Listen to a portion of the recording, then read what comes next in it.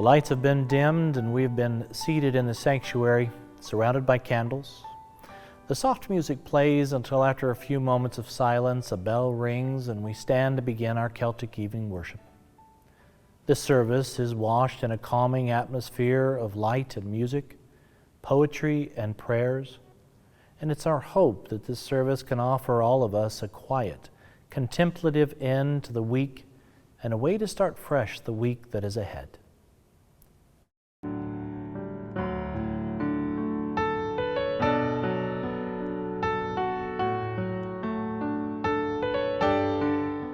The Celtic service is one derived from knowledge that God is in our surroundings and in all that we do.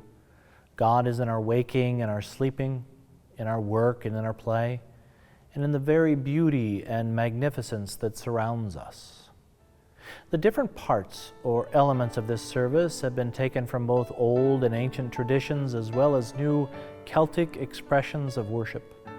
Most of the prayers, poems, and traditions used in this worship are from the Iona and Northumbria communities of Celtic worship.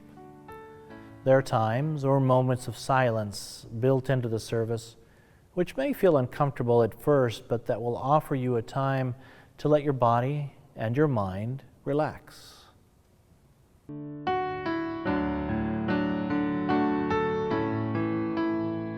Following the ringing of the bell, the service opens with the Celtic poem and prayer, followed by the gospel reading that is appointed for the day.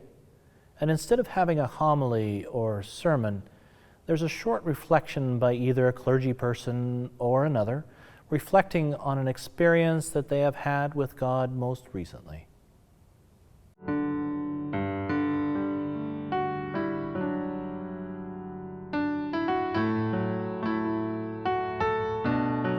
We share a prayer in the bulletin that is meant to lift the cares, concerns, and celebrations of this community to God, leaving space for anyone to say their needs or the needs of others out loud or in silence.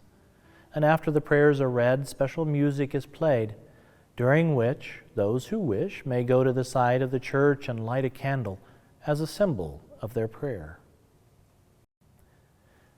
We take a moment in the service to wish each other the peace of God in this night and in their lives, after which we come back together to share a couple of announcements. And it's during this time that we want to make clear that we believe that all here are precious in God's sight, and that no matter what religion you follow, or even if you follow none, you are invited to participate in all things in this church. This includes the sacrament of a Holy Communion that we are about to partake.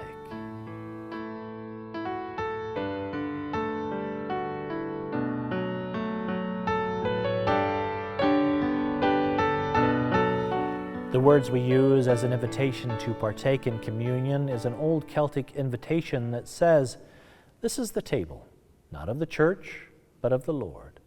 It is made ready for those who love Him and for those who want to love Him more.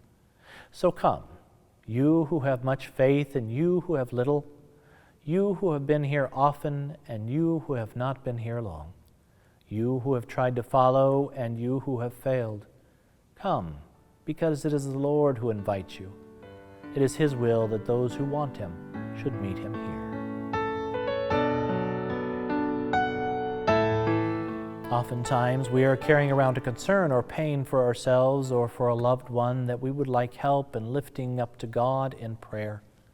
If you find yourself wanting to have a companion in prayer with this, you are invited, if you have chosen to take communion or not, to come to the side chapel where there will be someone to pray with you. If you wish, you may also choose to be anointed with oil in that prayer time. Now, there is no right or wrong way to pray, and this is your time to confidentially lift what you need to lift up to God.